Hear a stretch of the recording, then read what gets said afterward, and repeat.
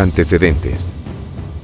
Las hambrunas, parasitosis e infecciones del aparato digestivo han acompañado a la humanidad desde sus orígenes. Como cazadores y recolectores, los hombres del Paleolítico con frecuencia ingerían insectos, plantas o carne y vísceras en mal estado. También se alimentaban de animales parasitados. Con la Revolución Neolítica se dio la primera transformación radical de la forma de vida de la humanidad. Su alimentación cambió drásticamente cuando dejó de depender de la caza, la pesca, la recolección y hasta la carroña. Una dieta escasa e inconstante, pero diversa. Paradójicamente, la agricultura y la ganadería empeoraron en ciertos aspectos sus condiciones de vida debido a que les proporcionaba una dieta menos variada, a pesar de tener un suministro más constante de alimentos. El sedentarismo y el aumento de la densidad de población también trajeron peores condiciones sanitarias y de alimentación que hicieron que algunas enfermedades del aparato digestivo se volvieran endémicas. La medicina egipcia ha sido reconocida como una de las más desarrolladas y completas del mundo antiguo. En Egipto, la medicina está especializada. Hay un médico para cada enfermedad y en todas partes hay un gran número de médicos. Unos se ofrecen como médicos para la vista, otros para la cabeza, otros para los dientes, otros para el vientre, otros para las enfermedades internas. Como ejemplo de lo anterior, el papiro Chester Beatty VI del Imperio Medio es un tratado de proctología, y en el papiro de Ebers se describen más de 20 enfermedades del aparato digestivo. Se usaban los laxantes como el glicino y el zen para algunas dolencias gástricas que eran frecuentes en aquella época. Contra los parásitos intestinales se recomendaba la corteza de granado. Irinacti, de la 10ª dinastía, 2125 a.C., fue un médico de la corte que se especializó en gastroenterología y proctología. Las enfermedades digestivas en la época prehispánica. En tiempos de Moctezuma Xocoyotzin, había una gran mortalidad de niños pequeños debido a las diarreas y las enfermedades respiratorias, en especial neumonías y bronconeumonías. Los médicos mexicanos prehispánicos prestaban atención a la diarrea. Las diarreas eran llamadas Aapitzali y Tequilitztli. Otro nombre era Nooquilitztli.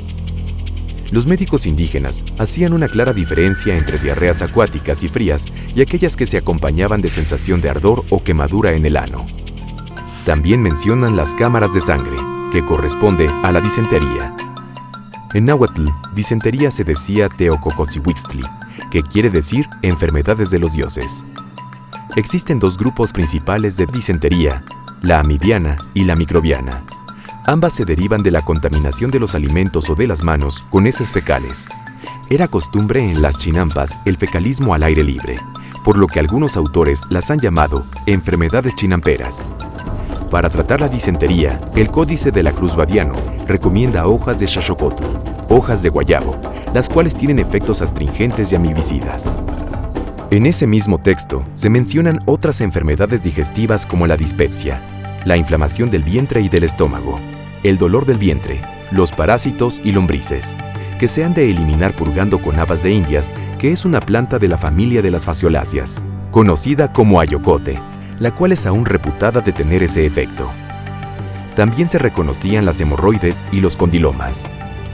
En Setochtli, 1453, año 1 conejo, hubo una hambruna que diezmó a la gente.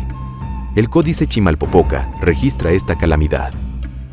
De aquí resultó una grandísima hambre, y tanto que llegaron estos pobres mexicanos a comer raíces de tulín y otras raíces de hierbas silvestres, por no tener cosa que comer. Y llegó a tanto la penuria, que se vendían los unos a los otros por precio de maíz. Y fuese el valor y precio de una doncella 400 mazorcas de maíz, y el de un mancebo o mozo fuesen 500 mazorcas. La conquista. Los españoles que embarcaron para América estuvieron expuestos a o padecieron gripe, viruela, sarampión, tifus y paludismo, además de las enfermedades de origen africano que contrajeron a su paso por las islas de Cabo Verde, y contagiaron de estas a los indígenas americanos, quienes por no tener defensas contra ellas, padecieron graves y repetidas epidemias. Durante el sitio de México Tenochtitlán, los españoles bloquearon las salidas de la ciudad y cortaron el acueducto que traía agua a la ciudad. Los sitiados carecieron de agua potable y tuvieron que recurrir al agua salobre y contaminada de desechos y muertos del lago de Texcoco, con lo que la incidencia de enfermedades infecciosas y disentería fue enorme. Las enfermedades del aparato digestivo en la época colonial.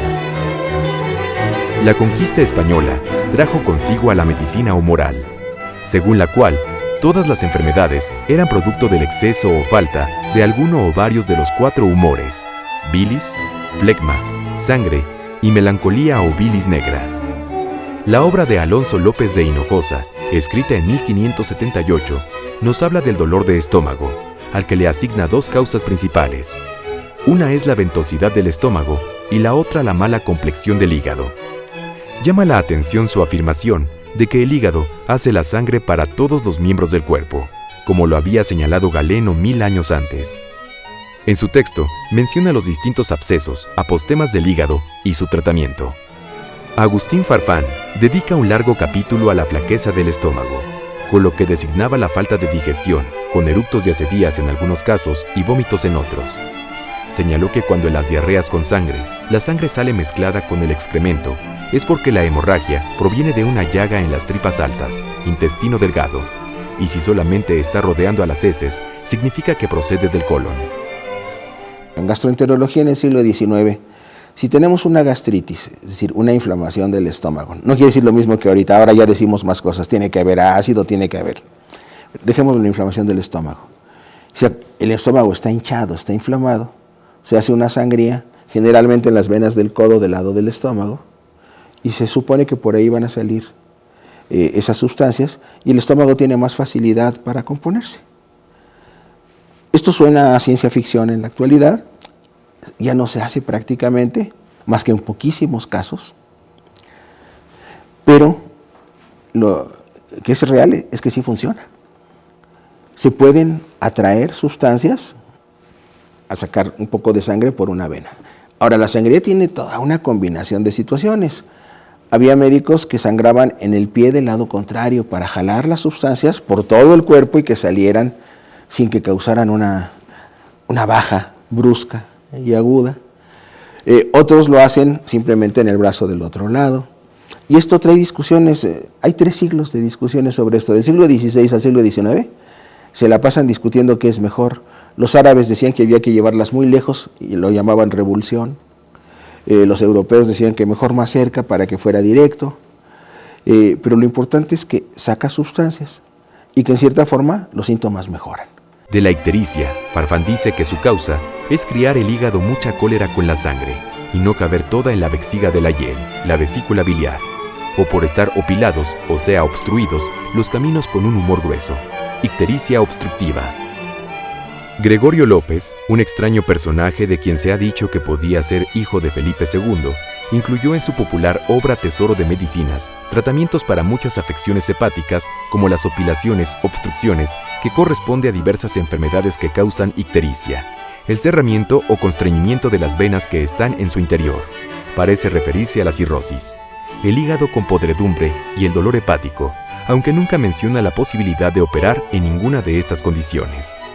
En 1613, el escritor Mateo Alemán describe la enfermedad y muerte de Fray García Guerra a causa de un absceso hepático. Presentó un cuadro febril con aumento de volumen y dolor en el hígado. Tratado con sangrías y una punción torácica alta, no pudo sobrevivir. Como hecho excepcional, se le practicó la autopsia, lo que mostró un gran absceso hepático, cuyo origen muy probablemente era amibiano, que ya desde entonces era frecuente. En 1783 coincidió una grave epidemia de disentería con la presencia de tumoraciones en el hígado, sugerentes de abscesos o apostemas, llamados entonces obstrucciones inflamatorias del hígado. El protomedicato convocó a un certamen sobre dicha enfermedad. La gastroenterología en el siglo XIX mexicano. Durante el siglo XIX se presentaron enfermedades antes jamás vistas en México y tratamientos que admiraron a la comunidad médica internacional. En 1833 se presentó la primera epidemia del cólera en nuestro país. Los primeros casos se dieron en Tampico en el mes de marzo. El 1 de julio ya había casos en Veracruz. El 24 de julio en Guadalajara. Y para el 5 de agosto ya se contaban 3.275 muertos. El cólera llegó a la capital, y entre el 28 de agosto y el 4 de septiembre fueron enterrados en el barrio de Santiaguito 1.184 muertos y en San Diego 159, con un total de 14.000 víctimas en la ciudad. Jiménez empieza a hacer autopsias. Las empieza a hacer muy temprano, todavía como estudiante de medicina, alumno de Carpio, la línea sigue. Y él plantea en ese momento que la autopsia no nos va a dar datos de la lesión de los órganos, sino de la dinámica de la lesión. Entonces, ellos tienen la teoría de que después de muerto alguien siguen pasando cosas, hay putrefacción, cambian las sustancias, se modifican los órganos, se acumulan líquidos. Y es como empieza a hacer autopsias. Después pasa a analizar las neumonías. Y se le ocurre diagnosticar algo que era frecuentísimo en México y que fue su descubrimiento clave, que son los abscesos hepáticos. Todavía no diríamos amibianos porque no se conocía la amiba, pero él encuentra que hay dos tipos de abscesos hepáticos. Unos que son los más frecuentes, en el que el pus es oscuro, como con sangre, llega a tener color de chocolate, dice él. Y los otros que tienen pus, el pus amarillo verdoso, como el que conocemos, que son más raros. Ahora sabemos que los de pus achocolatado son abscesos hechos por amibas. La amiba llega al hígado, se come el hígado y va dejando este componente de sangre que se convierte en pus. No es una infección purulenta en el sentido de un barro o de un absceso común y corriente. Los padecimientos más comunes hasta finales del siglo XIX fueron diarreas, disenterías, abscesos hepáticos y fiebres tifoideas. Importantes avances en las técnicas de diagnóstico permitieron identificar las intoxicaciones con plomo y su relación con las cañerías de barro vidriado. Ya a fines del siglo, el doctor Manuel Toussaint realizó la primera colecistectomía y una de las primeras gastrectomías resecando un cáncer gástrico. En el Instituto Patológico Nacional que dirigía Toussaint, se estudió la relación entre la disentería, los abscesos hepáticos con pus oscuro y la ingesta de pulque contaminado principalmente con amibas. Debemos recordar que las amibas fueron identificadas apenas en la primera década del siglo XX. También realizó los primeros estudios sistemáticos acerca de la anatomía e histología patológicas de la cirrosis hepática, litiasis biliar y cánceres del aparato digestivo. Se hicieron constantes en la epidemiología mexicana y temas obligados de abordar al irse configurando la gastroenterología como una especialidad. Nace la gastroenterología como especialidad en México. México desarrolló una importante escuela de gastroenterología en los años 20 en el Hospital General de México, la cual se diversificó conforme se multiplicaron, décadas después, los centros especializados de atención. En 1925, el doctor Abraham Ayala González transformó los pabellones 19 y 20 del Hospital General de México en servicios de gastroenterología. En pocos años se consolidó la especialidad en México gracias a la incorporación al diagnóstico de los equipos y aparatos más modernos de su época, como las sondas de Cerda, de dilatadores esofágicos y de gastroscopios y esofagoscopios de tubo rígido metálico, el gastroscopio de Elsner, sondas duodenales y los tubos de Fosher. En 1929, los doctores Darío Fernández y Abraham Ayala González realizaron la primera esofagoplastía pretorácica. En 1937, el pabellón 24 del Hospital General fue dotado de rayos X, laboratorio químico, de un quirófano propio y de salas de endoscopías en las que se disponía de gastroscopios modernos, como el semirrígido de Schindler, que significó una gran ventaja, ya que los anteriores eran tubos rígidos de metal y pasarlos hasta el estómago no era solamente difícil, sino muy riesgoso. En la gastroenterología quirúrgica, Ayala González destacó en la cirugía de resección gástrica y esofágica y fue pionero y modelo en la práctica de dilataciones esofágicas consecutivas a quemaduras por cáusticos. Clemente Robles llevó a cabo numerosas gastrectomías y colecistectomías e inició la cirugía del páncreas en la década de los 30. En 1949, realizó la primera derivación espleno-renal para controlar la hipertensión portal en la cirrosis. Rafael Tinajero Ayala perfeccionó los estudios endoscópicos logrando un nivel de excelencia difícilmente superado. María Elena Villalobos, Alejandro Celis, Jorge Flores Espinosa y Joaquín Fragoso lograron la opacificación de la circulación venosa del hígado inyectando medio de contraste a través de la vena umbilical, primera a nivel mundial en 1950. El doctor Fournier, que era, pues era muy activo, muy jovial, muy alegre, en fin, él se va a Europa, se va a Francia en varias ocasiones y ahí tiene oportunidad de asistir a las clases con los maestros de la gastroenterología en Francia. Y entonces él aprende varias cosas que se trae después a México. Aprende aspectos sobre todo de laboratorio, de análisis de jugo gástrico, que no se hacía en México todavía en esa época, ¿verdad? Y de algunos otros exámenes de laboratorio, y además estudios de coprología clínica, o sea, examen de las materias fecales para buscar los parásitos o las bacterias, en fin, lo que hubiera. Y él lo aprende a hacer, y junto con eso aprende a hacer la rectosigmoidoscopía, que tampoco se hacía entonces en México. Y de alguna manera empieza él a hacer estudios endoscópicos en México. El 16 de julio de 1935 se funda la Asociación Mexicana de Gastroenterología y en septiembre se publica el primer número de la Revista de Gastroenterología de México. La cátedra de clínica del aparato digestivo se impartía en la Escuela Nacional de Medicina de la UNAM en 1934. Fue también don Abraham quien inició los cursos formales de la especialidad en 1936. En la cirugía de las vías digestivas destaca la técnica refinada y segura del Dr. Gustavo Vaz Prada, al realizar apendicectomías a través de pequeñísimas incisiones y en tiempos sumamente cortos.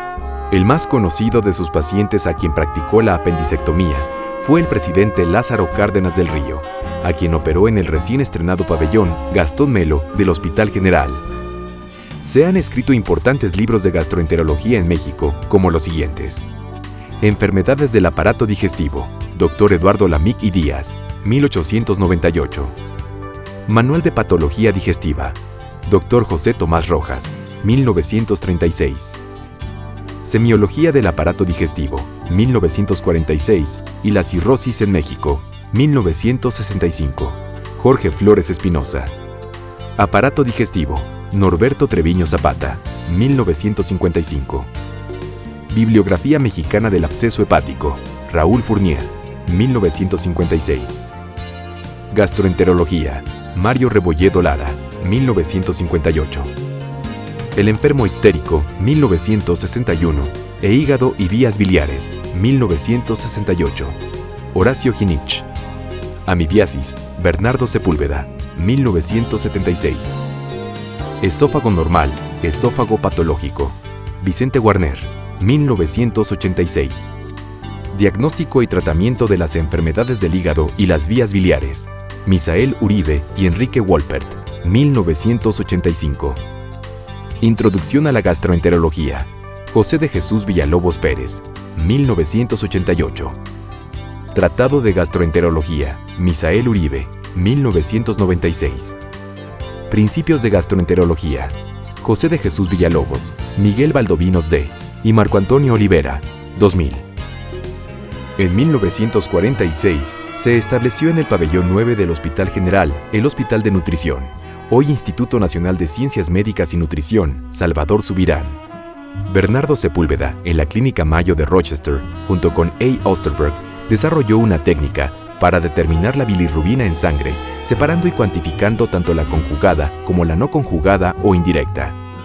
Posteriormente, sentó las bases del estudio de laboratorio de los pacientes con padecimientos del hígado, incluyendo pruebas funcionales hepáticas y biopsia. El estudio de la cirrosis hepática lo empezamos hace aproximadamente un poco más de 30 años. Es decir, es un estudio que lleva un buen tiempo de realizarse. Lo empezamos junto con el doctor Marcos Rotkin y el doctor Rui Pérez Tamayo. En una primera fase, lo que hicimos fue ver por qué existía un excesivo depósito de tejido fibroso en el hígado y posteriormente demostramos que la fibrosis hepática puede ser reversible. Nuestros primeros trabajos se centraron en el desarrollo de una droga antifibrótica que era la colchicina, que sirvió para mostrar que había pacientes en los que podíamos revertir la fibrosis. Posteriormente, con el advenimiento de la biología molecular, hemos ido investigando todavía más cuáles son los factores que predisponen a los individuos mexicanos y a nivel universal en relación a la posibilidad de desarrollar cirrosis hepática. La formación de gastroenterólogos mexicanos en el extranjero. A partir de la creación de la Secretaría de Salubridad y Asistencia en 1942 y en las décadas posteriores, viajaron al extranjero importantes figuras de esta especialidad a completar su formación. Vaz y Subirán establecieron las políticas para la preparación de médicos en las funciones que esperaban en los nuevos servicios y hospitales. Los trasplantes hepáticos. En 1985, en la Clínica del Hígado del Instituto Nacional de Nutrición, se iniciaron los trasplantes hepáticos con Héctor Orozco y Héctor Dilis, quienes con Carlos Chan cubren un cuarto de siglo en este tipo de procedimientos. En el IMSS, Alberto Holm realiza en 1993 un trasplante hepático, pero esta vez en un paciente ya no con cirrosis primaria, sino secundaria consecutiva a infección por hepatitis C. En la clínica de páncreas, Manuel Campuzano realizó duodenopancreatectomías que significaron éxitos importantes. El Círculo de Estudios sobre Amibiasis. En el principio de los años 70 del siglo pasado, el doctor Bernardo Sepúlveda en el Instituto Mexicano del Seguro Social instituyó el Centro de Estudios sobre Amibiasis. Lo que hizo este centro fue llamar la atención al mundo sobre el problema de la amibiasis y que la ciencia no había mostrado interés en analizarla. Gracias a ellos se establecieron seminarios internacionales cada 2 o 3 años y lo que era una de las áreas menos abordadas de la investigación médica se convirtió en un tema muy importante. Vinieron investigadores prácticamente de todos los continentes y gracias al impulso que dio este Centro de Estudios sobre Amibiasis, la amibiasis es ahora una de las enfermedades mejor conocidas y también una de las enfermedades que empiezan a controlarse mejor. Hay congresos de las diversas especialidades, en la gastroenterología en especial. Hay una Asociación Mexicana de Gastroenterología muy avanzada, a primer nivel en el mundo, reconocida por la Organización Mundial de Gastroenterología y que participa en los congresos mundiales y además de los congresos, vamos a decir, continentales, de los Estados Unidos, Sudamérica, Centroamérica y los europeos. Y entonces, con esto, pues está al día en la especialidad. Debe de participar en los congresos como oidor y como participante cuando tiene algo que comunicar. Los programas que se establecen son muy buenos y se establecen de acuerdo con los problemas fundamentales de cada especialidad. En la gastroenterología hay el Congreso Nacional de Gastroenterología y dentro de esos congresos se lleva a cabo también algunos aspectos especiales, por ejemplo, de patología. Luego hay, desde luego, de otras especialidades de páncreas o de tubo digestivo, de esófago ya, de los órganos en especial por su patología, de esófago, de estómago, de intestino delgado, de vías biliares, de páncreas, como mencionaba. Y eso pues hace que el médico esté al día en la especialidad y que se vea también estimulado y comprometido para trabajar dentro de esos campos. Se reconoció el papel del neumogástrico y se concluyó que cuando los tratamientos a base de anticolinérgicos no daban los resultados esperados, había que abrir paso al contenido gástrico. Se comenzó por hacer piloromiotomías y piloroplastías para llegar ya a fines de los 50 a la vagotomía troncular, aunada a estas técnicas derivativas o a la gastroyeyunoanastomosis. Los tratamientos médicos han evolucionado. De los anticolinérgicos y las dietas lácteas, se pasó a la inhibición de hormonas inductoras de la secreción de ácido. Los inhibidores de la bomba de protones se usan desde 1989 en el tratamiento de la dispepsia, la úlcera péptica, la hemorragia del tubo digestivo, el síndrome de Zollinger-Ellison y la enfermedad por reflujo gastroesofágico, ERGE. Otro tipo más de patología que ha cobrado importancia es la hernia yatal. Dado que los tratamientos médicos no siempre son exitosos para curarla, se ha recurrido a la cirugía. En su tratamiento, se pasó de grandes intervenciones iniciales con resecciones de diversa índole a técnicas en las que se ancla el estómago mediante puntos de sutura al tejido fibroso que rodea a la aorta. De 1964 introdujimos en México la técnica de Nissen. Y en el año de 1966, en el Congreso Nacional de Gastroenterología, lo presentamos y se publicó. La funduplicación en el tratamiento del reflujo gastroesofágico. Esto tropezó con un sinnúmero de opositores, entre ellos la Escuela de Nutrición. Mis amigos los cirujanos de nutrición decían, ¿por qué no le haces mejor un nudo al esófago y así no habrá reflujo? Pero poco a poco fueron aceptando el procedimiento. Como yo fui el que lo inicié, yo fui el primero en darme cuenta de los problemas que tenía el Nissen. El Nissen se hace entre la cara anterior del fundus y la cara posterior. Este es el Nissen original. El Nissen original produce disfagia, o sea, se le atora el alimento a la persona, produce problemas, aparte de la deglución, problemas de llenura del estómago, etcétera, etcétera. Entonces me metí en el laboratorio, en el de cirugía experimental, con mis residentes y fuimos buscando la manera de envolver el esófago que no diera síntomas y que fuera efectiva. Y entonces encontramos que la unión entre la cara anterior y la otra cara anterior al pasar el fundus por detrás del esófago, esa manera de aplicarlo en un ángulo de 110 grados evitaba el reflujo y no producía problemas de disfagia. En la actualidad, este procedimiento se efectúa mediante la paroscopía y la agresión es mínima con resultados muy satisfactorios. Por otra parte, los estudios dinámicos del funcionamiento esofágico, como son las manometrías y el registro de su movilidad, han permitido identificar síndromes dolorosos y dispépticos que antes habían pasado siempre desapercibidos o eran achacados a otras causas, con lo que se ha podido tratarlos de manera adecuada, sea médica o quirúrgicamente, según sea el caso. Futuro de la gastroenterología en México. Como usted comprenderá, no podemos estarles haciendo biopsias de hígado cada año para seguir la evolución. Entonces, tener un marcador no invasivo basado en marcadores moleculares es probablemente el futuro más importante que permita desarrollar nuevas terapéuticas. Dice la sabiduría popular que somos lo que comemos, y para cuando no comemos de manera adecuada o nos falta la salud, la gastroenterología mexicana, con sus portentosos avances, estará ahí para ayudarnos con nuestros males del aparato digestivo.